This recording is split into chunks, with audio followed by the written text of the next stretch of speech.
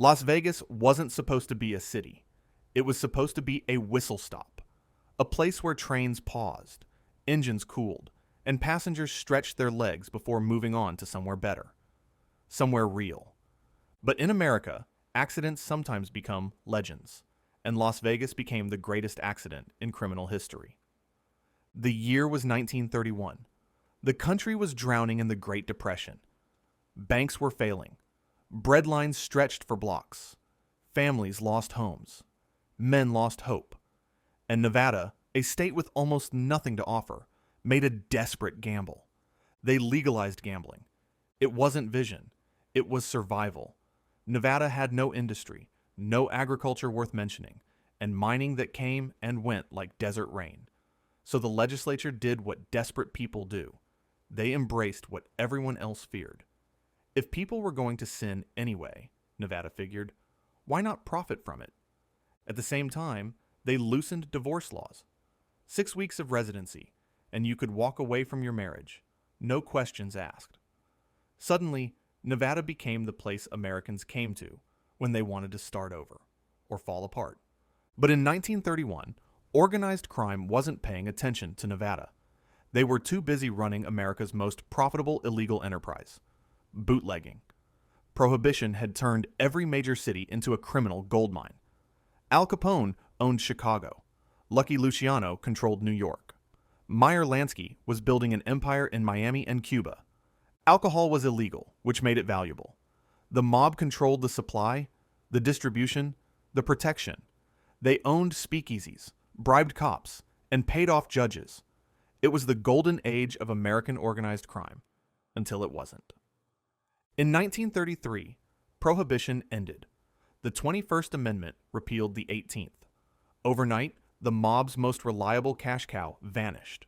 Bootlegging was over, the speakeasies closed, the smuggling routes went cold.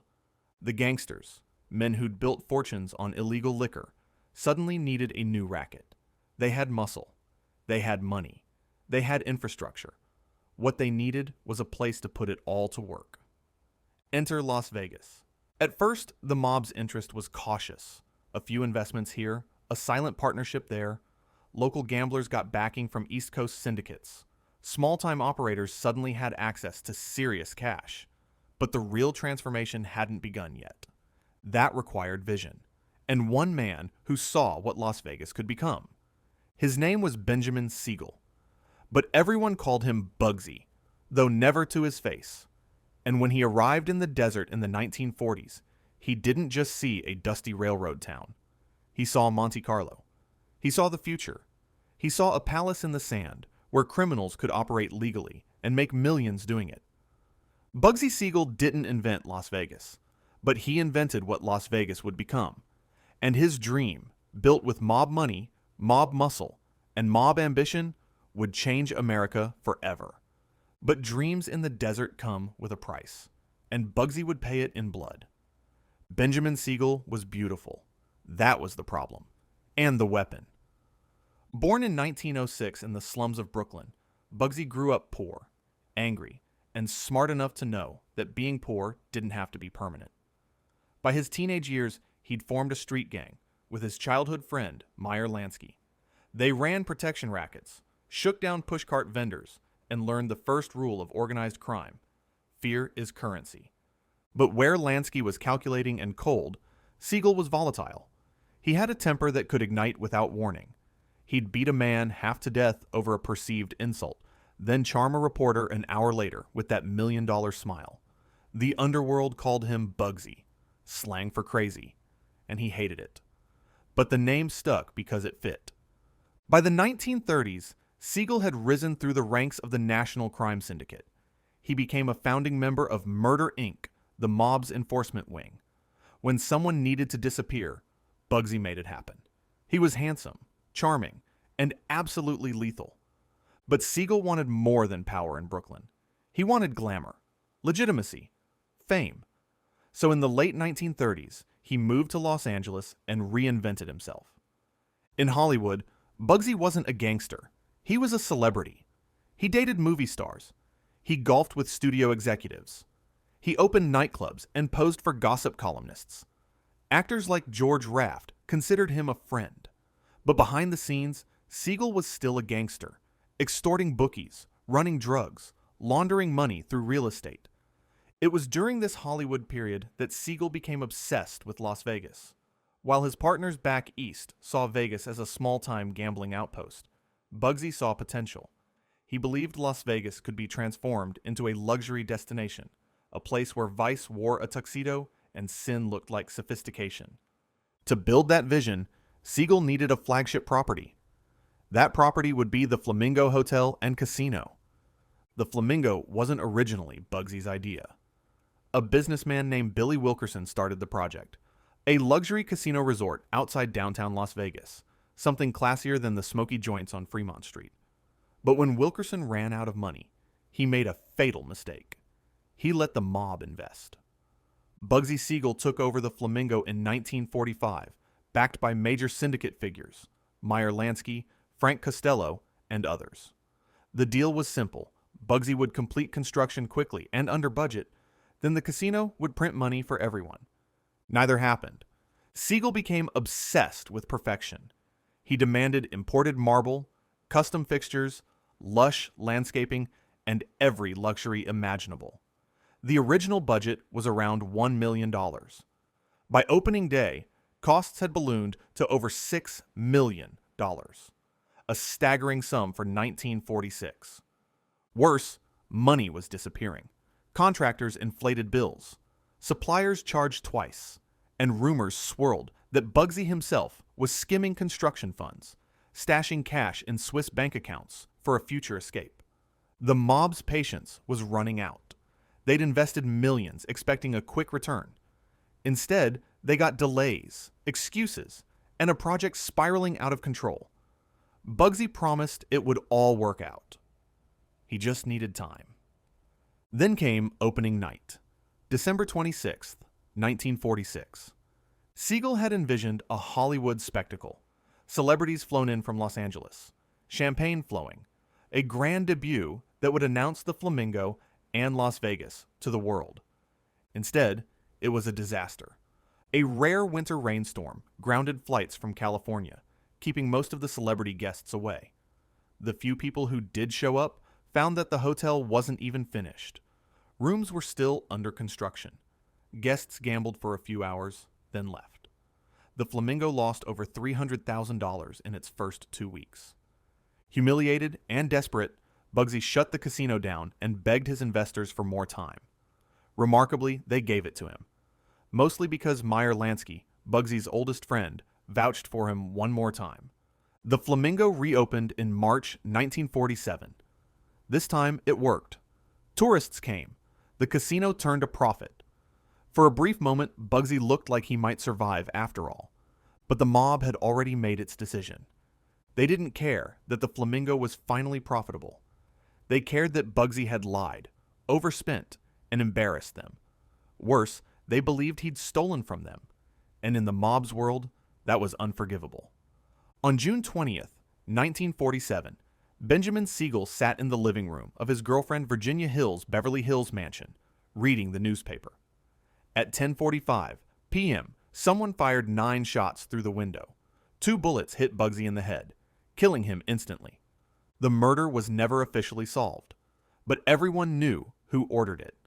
And within hours of Bugsy's death, mob associates walked into the Flamingo and took control. The casino became one of the most profitable properties on the Strip. Bugsy Siegel's legacy is complicated. He was a killer, a thief, and a liar. But he was also a visionary. He proved that Las Vegas could be more than a desert outpost. It could be a destination. His dream of luxury resorts in the desert became the blueprint for everything that followed. The Flamingo still stands today, though it's been rebuilt and renovated so many times that nothing from Bugsy's era remains. But his ghost lingers. Because Bugsy didn't just build a casino. He showed the mob what Las Vegas could be worth. And once they saw that, there was no turning back. If Bugsy Siegel was the mob's face in Las Vegas, Meyer Lansky was its brain. And unlike Bugsy, Lansky understood the first rule of real power: stay invisible. Born Meyer Lansky in 1902 in what is now Belarus, Lansky emigrated to New York's Lower East Side as a child. He grew up in poverty, surrounded by violence and desperation. But young Meyer had something most street kids didn't, a gift for numbers. While other kids fought over street corners, Lansky was calculating odds, running gambling operations, and learning how money moved through illegal channels. By his teenage years, he'd partnered with Bugsy Siegel and Charles "Lucky" Luciano, building the foundation of what would become the National Crime Syndicate. But where Siegel craved attention and Luciano enjoyed power, Lansky was content to work in the shadows. He didn't carry guns. He didn't make threats. He didn't need to. His weapon was the spreadsheet, or rather, the ones that never got written down. Lansky's genius was in understanding that the real money in organized crime wasn't in violence. It was in structure, in systems, in making dirty money look clean. And in the 1940s and 50s, no place on earth was better for laundering money than Las Vegas. The setup was perfect. Casinos dealt almost entirely in cash. No paper trail, no electronic records, no way to trace where money came from or where it went. For a man like Lansky, that was paradise. Lansky pioneered the skim, the art of taking cash from casino profits, before it was ever reported to tax authorities. The system was elegantly simple. Every casino had a counting room where the day's take was tallied. In mob-controlled casinos, there were two counts, the official one, which went in the books, and the real one, which went in suitcases. The difference, usually 10 to 20% of total revenue, was pure profit, untaxed and untraceable. Couriers would fly the cash back east to Chicago, New York, Kansas City, wherever the controlling family was based. Millions of dollars vanished from Las Vegas every month, and no one could prove a thing. But skimming required control, and control required frontmen, legitimate-looking business people who could obtain gaming licenses and operate casinos while taking orders from mob bosses behind the scenes. Lansky helped develop this system across multiple properties. The mob couldn't own casinos outright. Their criminal records made licensing impossible. So they used proxies, clean-cut businessmen who'd never been arrested, who could pass background checks, who looked good in front of regulators. Behind closed doors, these frontmen answered to mob handlers. They hired the people they were told to hire. They paid the salaries they were told to pay. And they looked the other way when cash disappeared from the counting rooms. But Lansky's greatest coup was the Teamsters Central States Pension Fund.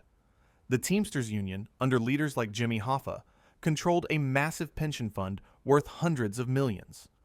Through intimidation and alliance, the mob gained influence over how that money was invested. They used it to finance casino construction across Las Vegas, the Stardust, the Fremont, the Desert Inn, the Riviera.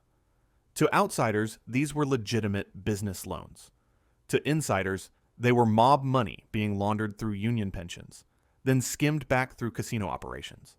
It was a perfect loop. Lansky himself rarely visited Las Vegas. He didn't need to. He operated from Miami, from Havana, from hotel rooms and payphones. He communicated through intermediaries. He kept his name off documents. He understood that the moment you became visible, you became vulnerable. While Bugsy Siegel got his face in the papers, Lansky stayed in the shadows, and he stayed free. The FBI investigated him for decades. They knew he was one of the architects of organized crime in America. They knew he'd helped build the mob's empire in Las Vegas, Cuba, and the Bahamas. But they could never prove it. Lansky's financial operations were too complex, too layered, too carefully hidden behind shell companies and offshore accounts. In 1970, Lansky was finally indicted for tax evasion. He fled to Israel, invoking the law of return as a Jewish citizen. But after 2 years, Israel deported him back to the United States. Even then, he beat the charges. The government's case fell apart. Meyer Lansky died in 1983 at age 80 in Miami Beach. The government claimed he died nearly broke. But few people believed it. Estimates suggest he had hundreds of millions hidden in offshore accounts, spread across banks in Switzerland, the Bahamas, and Israel, money no one ever found. Lansky's legacy isn't just the money he made. It's the system he built, He showed the mob that you didn't need to rob banks or hijack trucks to make a fortune. You just needed to control the flow of money through legitimate businesses and take your cut before anyone noticed. Las Vegas was his laboratory, and the scheme he perfected there became the model for mob operations around the world. But systems are only invisible until someone starts looking. And by the 1970s, the FBI was looking very closely. Wiretaps were going up, informants were flipping, and the empire Lansky built, so carefully, so quietly, was about to come crashing down. By the 1960s, Las Vegas wasn't just a mob operation. It was a mob showcase. Nearly every major casino on the Strip had organized crime connections. The Stardust, the Tropicana, the Desert Inn, the Riviera, the Dunes, the Sands, the Fremont. Behind the neon signs and showgirls, behind the celebrity headliners and all-you-can-eat buffets, the mob was running the show. And business was spectacular. Tourists poured into Las Vegas by the millions, drawn by cheap flights, affordable rooms, and the promise of a good time. They didn't ask who owned the casinos. They didn't care. They came to gamble, drink, see a show, and forget about their problems for a weekend. What they didn't know was that every dollar they spent was part of a vast, interconnected criminal enterprise. One that stretched from the casino floors of Las Vegas to the boardrooms of Chicago, the social clubs of New York, and the backrooms of Kansas City. Each major crime family had a piece of the Vegas pie. The Chicago outfit controlled the Stardust and had interests in the Fremont and Desert Inn. The Kansas City mob took a cut from several properties. Cleveland had the Desert Inn. Milwaukee had connections to the Riverside and Dunes. Even smaller families from Detroit and St. Louis had silent partnerships.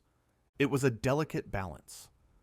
Families that might have gone to war over territory in New York or Chicago cooperated in Las Vegas because everyone was making too much money to fight. Vegas was neutral ground, a place where the syndicate's vision of a unified national crime organization actually worked, and the profits were staggering. Estimates suggest that between 1960 and 1980, the mob skimmed over $2 billion from Las Vegas casinos. That's $2 billion in untaxed, unreported cash, money that funded drug operations, contract killings, political bribes, and more casino construction. The skim wasn't small time. At the Stardust alone, couriers were flying out with $40,000 to $80,000 in cash per week, sometimes more. That money was divided among the families based on pre-agreed percentages, delivered in suitcases, and absorbed into the mob's national operations without leaving a trace. But the real genius of the mob's Vegas operation wasn't just the money. It was the lifestyle.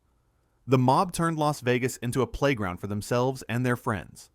They comped hotel rooms to politicians. They handed out show tickets to judges. They threw parties for celebrities and law enforcement alike. Frank Sinatra performed at mob-owned venues. Dean Martin and Sammy Davis Jr. headlined mob-financed shows.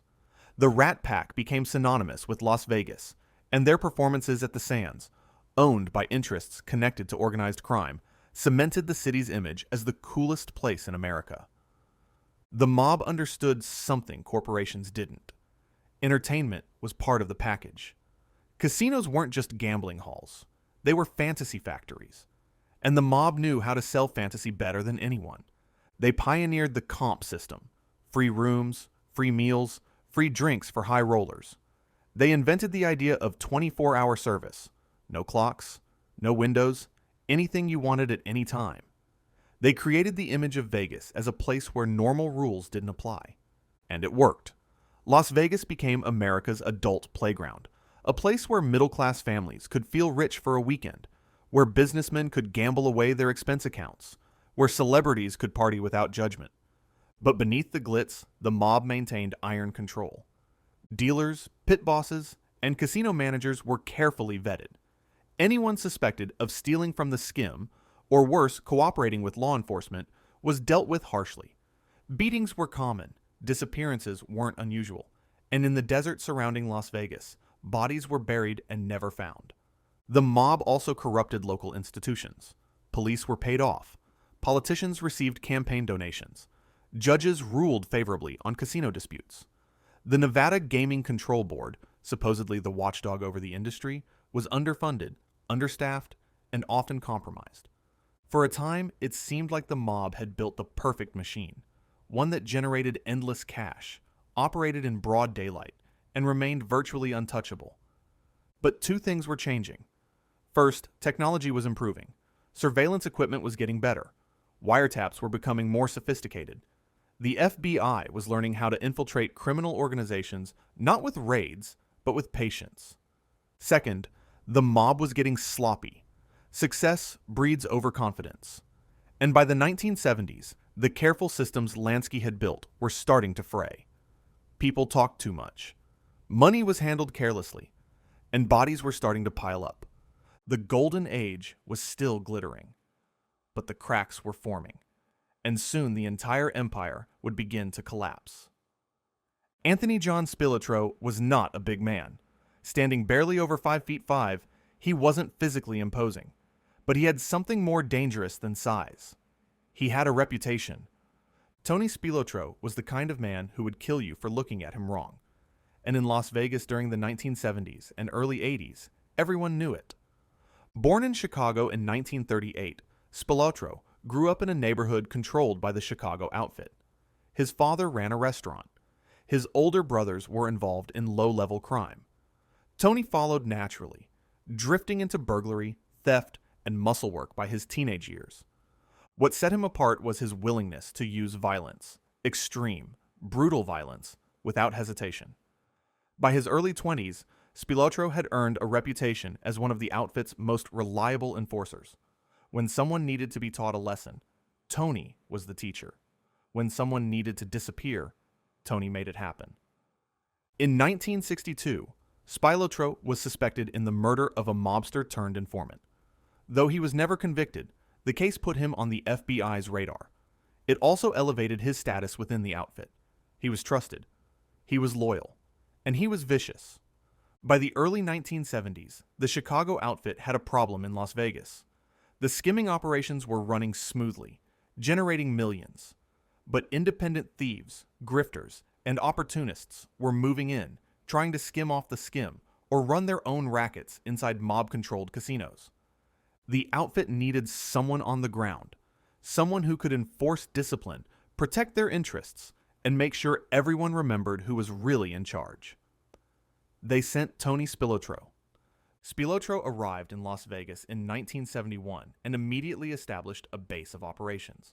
The Gold Rush, a jewelry store in a strip mall just off the strip. On paper, it sold watches and rings. In reality, it was the nerve center for Spilotro's criminal empire. From the Gold Rush, Tony ran a crew known as the Hole-in-the-Wall Gang, named for their method of breaking into businesses by literally cutting through walls. The gang included safecrackers, alarm specialists, and burglars. They hit jewelry stores, homes, and businesses across Las Vegas, fencing stolen goods and funneling cash back to Chicago. But Spilotro's real job was enforcement. He kept casino employees in line. He made sure the skim ran smoothly. He reminded anyone who got greedy or careless what happened when you crossed the outfit. And he was good at it. Too good. At first, Spilotro's presence worked. Casino workers who'd been skimming on the side stopped. Independent operators backed off. The outfit's control tightened. But Tony couldn't help himself. He wasn't content to operate quietly. He wanted respect. He wanted recognition. He wanted power. And he started acting like he owned Las Vegas. He picked fights in public. He flaunted his connections. He ran side rackets without permission from Chicago. Worse, he started drawing attention from the media, from local police, and from the FBI. Federal agents began surveilling Spilotro constantly. They photographed him entering and leaving casinos. They tracked his associates. They built cases linking him to burglaries, extortion, and murder. But Spilotro's biggest mistake wasn't his criminal activity. It was personal.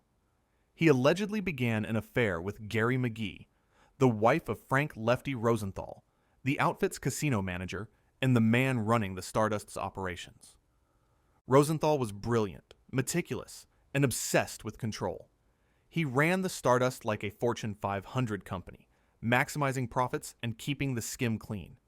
But his personal life was unraveling. His marriage to Gary was falling apart. She struggled with substance abuse and depression. And now, the man sent to protect Rosenthal's operation was sleeping with his wife. The tension between Rosenthal and Spilotro boiled over. Lefty reportedly tried to have Tony banned from entering the Stardust and other outfit-controlled casinos. He saw Spilotro as a liability. Too loud, too violent, too careless. He was right. By the mid-1980s, federal prosecutors were building RICO cases against the mob's entire Las Vegas operation. Wiretaps from Kansas City and Chicago revealed the skim in detail. Informants were flipping, casino executives were cooperating, and Spilotro's name kept coming up. The Chicago outfit made a decision. Tony Spilotro had become more trouble than he was worth. He was drawing too much heat, endangering too many people, and threatening the entire Vegas operation. On June 14, 1986, Tony and his brother Michael were lured to a meeting in a basement in suburban Illinois. They were told it was about business. It wasn't.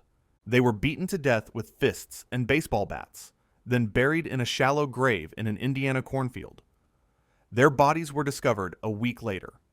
The murders sent shockwaves through both the criminal underworld and law enforcement. The outfit had eliminated its own enforcer, a message that no one, no matter how loyal or feared, was untouchable. Tony Spilotro's death marked the beginning of the end for the mob in Las Vegas. With him gone, the outfit's grip on the city weakened. Federal cases moved forward. Casino licenses were revoked. The skimming operations collapsed. Spilotro wasn't the smartest mobster. He wasn't the richest. But for a time, he was the most feared man in Las Vegas. And when he fell, the entire empire came down with him. Frank Lefty Rosenthal was the opposite of Tony Spilotro in almost every way. Where Spilotro was violent and impulsive, Rosenthal was calm and calculating. Where Spilotro craved attention, Rosenthal avoided it. And where Spilotro used his fists, Rosenthal used his mind. But in the end, both men's stories ended the same way, with betrayal, violence, and the collapse of everything they'd built. Born in Chicago in 1929, Rosenthal grew up obsessed with sports, not playing them, but betting on them. By his teenage years, he'd developed sophisticated systems for analyzing games, calculating odds, and predicting outcomes. He wasn't guessing. He was computing. By the 1950s and 60s, Rosenthal had become one of the most successful illegal bookmakers in America. He fixed horse races, manipulated point spreads, and helped the Chicago outfit make millions on sports betting. He was so good that casinos banned him. But the mob saw his talent and decided to put it to work. In the early 1970s, the outfit sent Rosenthal to Las Vegas to oversee their casino operations. There was just one problem. He couldn't get a gaming license. His criminal record and mob connections made licensing impossible, so the outfit used a workaround. Rosenthal was given a vague title, Food and Beverage Director or Entertainment Consultant, that allowed him to work in the casinos without officially running them. Behind the scenes, though, everyone knew the truth. Lefty ran the show, and he ran it brilliantly. Rosenthal took control of 4 major casinos: the Stardust, Fremont, Hacienda, and Marina. Under his management, profits soared. The skim ran like clockwork, and Vegas operations became the outfit's most lucrative enterprise. Rosenthal's genius was in the details. He monitored everything: table turnover, slot machine placement, dealer performance, cocktail service timing. He transformed the sportsbook from a backroom operation into a centerpiece attraction, complete with giant odds boards and live TV broadcasts. He pioneered many of the tactics still used in modern casinos: strategic lighting to keep people gambling, comp systems to reward high rollers, and surveillance techniques to catch cheaters. But while Rosenthal was building an empire, his personal life was collapsing. His wife, Gary McGee, was a former showgirl with beauty, charm, and deep personal struggles. She battled addiction and depression. And worse, she was reportedly having an affair with Tony Spilotro. For Rosenthal, this wasn't just personal humiliation. It was a professional disaster. Spilotro was supposed to protect the operation, not sleep with the boss's wife and draw FBI attention. The partnership between the two men fractured. Then, the walls started closing in. The Nevada Gaming Control Board summoned Rosenthal to a public hearing in 1979, demanding to know how an unlicensed man was running 4 casinos. Rosenthal denied everything, but the commission wasn't buying it. They formally denied his application for a gaming license, effectively banning him from casino management. Meanwhile, the FBI's Operation Strawman was uncovering the entire skimming network. Wiretaps recorded Chicago bosses discussing Rosenthal by name. Informants detailed how the skim worked. Casino employees began cooperating. Rosenthal knew it was over, but he didn't know how close he was to death. On October 4th, 1982, Rosenthal finished dinner at Tony Roma's restaurant in Las Vegas and walked to his car, a Cadillac Eldorado. He got in, turned the key, and the car exploded. A bomb had been planted under the driver's seat. But by sheer luck, or engineering, the Cadillac's steel reinforcement plate absorbed much of the blast. Rosenthal survived with burns and minor injuries. The message was clear: your protection is gone. Shortly after, Rosenthal left Las Vegas and never returned. He moved to California, then Florida, living quietly until his death in 2008. Frank Rosenthal never spent a day in prison. He was never convicted of a crime related to Las Vegas. But he watched everything he built collapse around him: the casinos, the skim, the empire. His story was immortalized in the 1995 film Casino, directed by Martin Scorsese, with Robert De Niro playing a character based on Rosenthal. The film captured the rise and fall of the mob's Vegas empire with brutal accuracy. Rosenthal's legacy is complicated. He was a criminal who ran illegal skimming operations that stole millions. But he was also a genius who revolutionized casino management and sports betting. In the end, his greatest mistake wasn't the crimes he committed. It was believing he could control the chaos around him. And in Las Vegas, chaos always wins. For decades, the mob ran Las Vegas with impunity. They skimmed millions. They bribed officials. They buried bodies in the desert. And they got away with it because no one could prove a thing. But that changed in the late 1970s, when the FBI launched one of the most important investigations in organized crime history, Operation Strawman. The operation didn't start in Las Vegas. It started in Kansas City, Missouri, home to a smaller but deeply entrenched mob family led by Nick Savella. The Kansas City mob had been receiving monthly cash payments from Las Vegas casinos for years, their cut of the skim delivered in suitcases by couriers. But they got sloppy. FBI agents planted bugs in Kansas City restaurants and social clubs where mobsters met. The wiretaps captured conversations that were pure gold. Mob figures casually discussing how much money they were receiving from the Stardust, who was delivering it, and how it was being divided. They even joked about it, never imagining anyone was listening. Those recordings became the foundation of Operation Strawman. The FBI realized they weren't just dealing with one city or one family. They were looking at a nationwide conspiracy involving Chicago, Kansas City, Cleveland, Milwaukee, and Las Vegas. The investigation expanded rapidly. Agents installed more wiretaps. They flipped low-level operatives into informants. They tracked couriers. They audited casino finances. And slowly, methodically, they built a case that would dismantle the mob's Vegas empire. One of the most powerful tools they had was the RICO Act, the Racketeer Influenced and Corrupt Organizations Act, passed in 1970. RICO allowed prosecutors to charge mob bosses for crimes committed by their subordinates, as long as they were part of the same criminal enterprise. This changed everything. Prosecutors no longer needed to catch a boss with a suitcase of cash. They just needed to prove he benefited from an ongoing pattern of criminal activity. And the wiretaps provided exactly that. In the early 1980s, indictments started rolling out.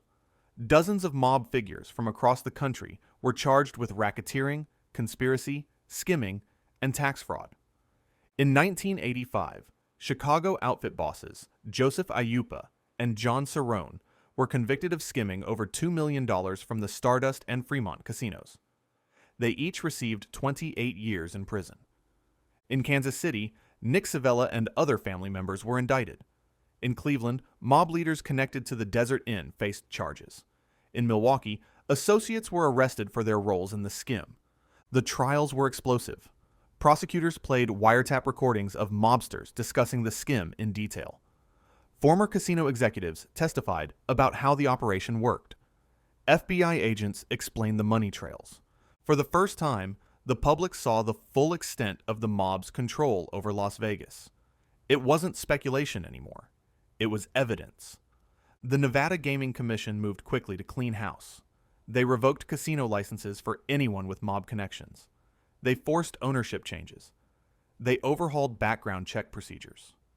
The Teamsters Pension Fund, which had financed so many mob casinos, was placed under federal oversight. No more unsecured loans to frontmen. No more mob-friendly investments. One by one, the mob's Vegas operations shut down. The skim ended. The frontmen were exposed. The empire crumbled. Operation Strawman didn't just take down individual mobsters.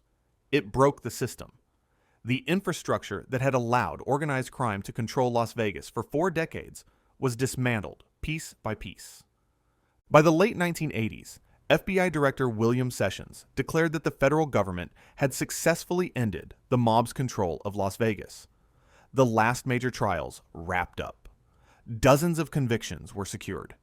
Billions in illicit revenue had been cut off. The mob's golden age in Vegas was over, not because they ran out of money, but because they couldn't hide anymore. The shadows had been flooded with light, and there was nowhere left to run. The mob's collapse in Las Vegas wasn't quiet. It was violent, chaotic, and soaked in betrayal. Because when empires fall, they don't just fade away, they devour themselves. By the mid-1980s, the pressure was unbearable. Federal indictments were dropping like bombs. The FBI had wiretaps everywhere. Casino licenses were being revoked. Informants were cutting deals. And the bosses back in Chicago, Kansas City, and New York were getting desperate. Desperate men make desperate decisions. And in the mob, desperation meant blood. The first to go was Tony Spilotro. Once the most feared enforcer in Las Vegas, Tony had become the most dangerous kind of liability, a man who knew too much and talked too loud. His burglary ring had drawn media attention. His violence had brought police scrutiny, and his affair with Gary Rosenthal had made him enemies within the outfit itself. Worse, federal investigators were building cases that mentioned Spilotro by name. If he got arrested, and he would, there was a chance he'd flip. The outfit couldn't take that risk. On June 14th, 1986, Tony and his brother Michael were told to come to a meeting in a basement in Bensonville, Illinois. They were told it was about resolving disputes, maybe even a promotion. They went willingly. It was an execution. They were beaten to death with fists, feet, and baseball bats. Not shot, beaten. It was personal, brutal, and final. Their bodies were dumped in a shallow grave in an Indiana cornfield, discovered a week later by a farmer. The murders made national headlines. Law enforcement had suspected the outfit would turn on Spilotro, but the savagery shocked even hardened investigators. The message was clear. No one was safe, but Tony wasn't the only casualty. Throughout the 1980s, bodies started appearing, or disappearing, all across the country. In Kansas City, mob associates who'd been caught on FBI wiretaps were found dead under mysterious circumstances. Some were shot, others died in accidents, a few simply vanished. In Chicago, enforcers who'd worked the Vegas skim were eliminated to prevent them from testifying. Low-level bagmen, casino employees, bookkeepers, anyone who could connect the bosses to the skimming operation became a target. One of the most chilling murders involved a man named Alan Dorfman. Dorfman wasn't a traditional mobster. He was an insurance executive who helped the mob control the Teamsters Pension Fund.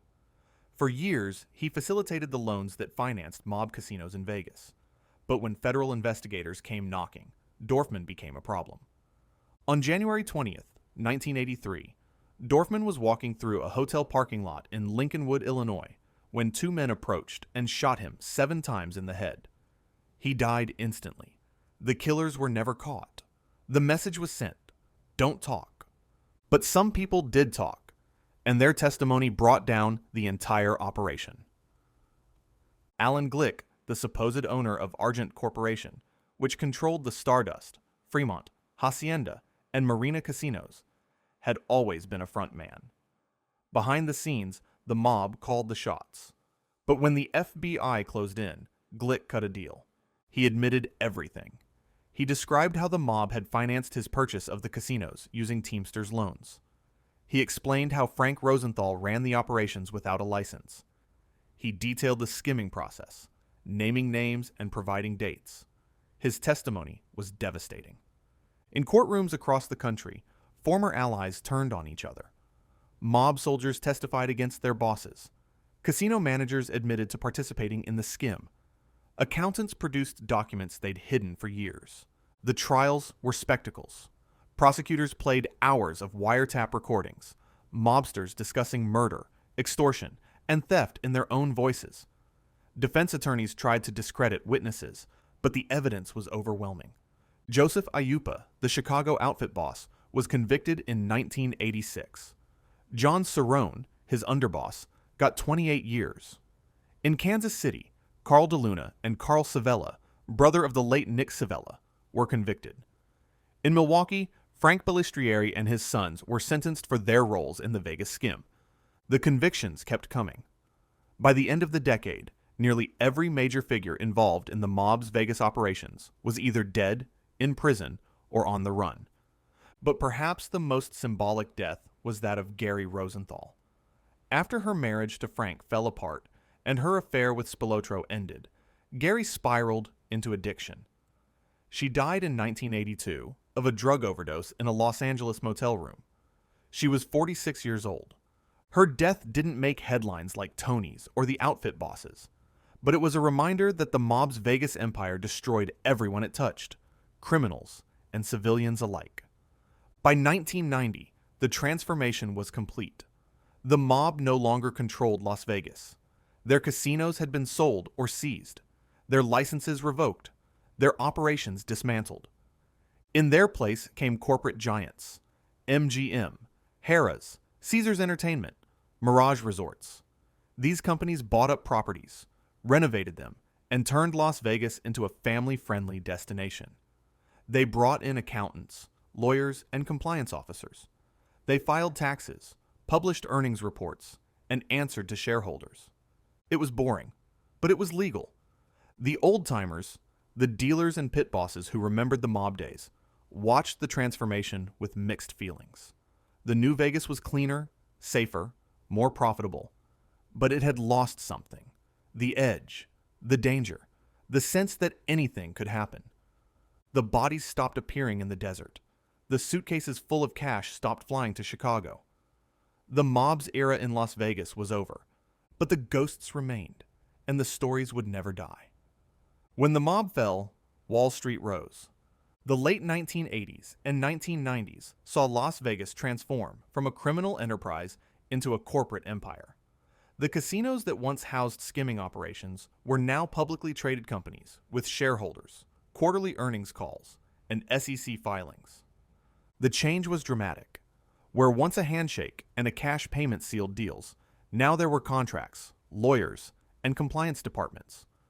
Where once frontmen operated in the shadows, now CEOs appeared on CNBC to discuss revenue projections. It started with Steve Wynn, a charismatic businessman who understood that Las Vegas could be both legal and spectacular. In 1989, Wynn opened the Mirage, a $630 million tropical paradise featuring a volcano that erupted every hour, white tiger habitats, and dolphins. It was a sensation. The Mirage proved that Las Vegas didn't need the mob to be exciting. It just needed vision. And money. Lots of money. Other corporations followed. MGM Resorts bought up properties across the Strip. Caesars Entertainment expanded. New mega resorts opened. Luxor, Excalibur, New York, Bellagio, Venetian, Wynn. These weren't casinos in the old sense. They were integrated resort complexes with thousands of rooms, multiple restaurants, shopping malls, nightclubs, and entertainment venues. Gambling was just one revenue stream among many. The Nevada Gaming Control Board, once overwhelmed and compromised, became one of the strictest regulatory bodies in the world. Background checks were exhaustive. Financial audits were thorough. Any hint of organized crime connections meant immediate disqualification. The Teamsters Pension Fund, which had financed so many mob casinos, was placed under federal oversight after Jimmy Hoffa's disappearance and the corruption scandals. It would never again be a source of untraceable loans for casino construction. Las Vegas cleaned up its act, and the profits soared even higher than they had during the mob era. By the 2000s, Las Vegas was generating over $6 billion in annual gaming revenue, all of it legal, taxed, and reported. But the corporate takeover came with a cost. The casinos became more efficient, but less personal. The computer systems were computerized. The dealers were monitored by AI. The high rollers were valued for their statistical worth, not their relationships with pit bosses. Old Vegas, the Vegas of Frank Sinatra, of showgirls in feathered headdresses, of mobsters in the back room, was gone, replaced by a sanitized, family-friendly, shareholder-approved version. Some people mourned it. Others celebrated. But everyone agreed. Las Vegas would never be the same. Walk down the Las Vegas Strip today, and you'll see billion-dollar resorts, celebrity chef restaurants, and Cirque du Soleil shows. You'll see families with strollers, bachelorette parties, and business conventions. You'll see a city that's polished, professional, and completely legal. But if you look closely, if you know where to look, you can still see the mob's fingerprints. The layout of casino floors designed to keep you gambling as long as possible, that's from the mob era. The comp system that rewards high rollers with free rooms and meals, mob invention. The sports books with giant screens and computerized betting, Frank Rosenthal pioneered that. The 24-hour service, the no clocks, the free drinks while you gamble. All of it came from the mob's understanding that casinos aren't just about games. They're about creating an environment where people lose track of time, money, and inhibition. The mob didn't just run casinos. They invented modern casino culture. But their legacy goes beyond tactics and architecture. It's embedded in Las Vegas's identity. The city still markets itself as a place where normal rules don't apply. What happens here stays here could have been the mob's slogan. Vegas still sells sin. It just does it legally now. The Mob Museum, opened in downtown Las Vegas in 2012, preserves this history. Housed in a former federal courthouse where some of the mob trials actually took place, the museum doesn't glorify organized crime, but it doesn't hide from it either. Visitors can see Tony Spilotro's actual black book. They can listen to FBI wiretap recordings. They can walk through exhibits explaining how the skim worked. The museum understands that the mob story is inseparable from Las Vegas' story. Hollywood has kept the legend alive too. Films like Casino, Bugsy, and The Godfather have romanticized the mob's Vegas years, turning criminals into anti-heroes and murders into mythology. But the real legacy isn't in movies or museums. It's in what the mob proved, that a city could be built on vice and become one of the most successful tourism destinations in the world. Bugsy Siegel didn't just build a casino, he proved that luxury and illegality could coexist. Meyer Lansky didn't just launder money, he showed that entire economies could be structured around hidden cash flows. Frank Rosenthal didn't just manage casinos, he revolutionized how gambling operations work. Were they criminals? Absolutely. Did they murder, steal, and corrupt? Without question. But they also built something from nothing. They took a railroad stop in the desert and turned it into the entertainment capital of the world. The mob's Vegas era lasted roughly 40 years, from Bugsy's Flamingo in 1946 to Operation Strawman's final convictions in the late 1980s. In that time, they built an empire that generated billions, employed thousands, and attracted millions of visitors. When it fell hard. Bodies in cornfields, bosses in prison, casinos sold off, an entire criminal infrastructure dismantled. But what they built remained.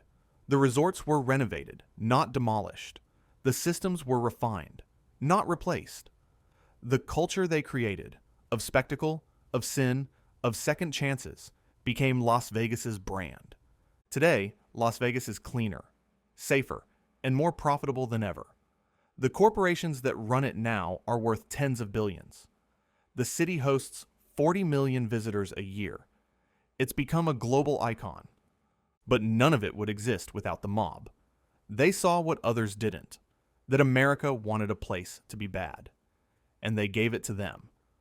The mob may have lost Las Vegas, but in losing it, they immortalized themselves. Because every time someone walks into a casino, places a bet, gets a free drink, and loses track of time, they're experiencing a system designed by criminals.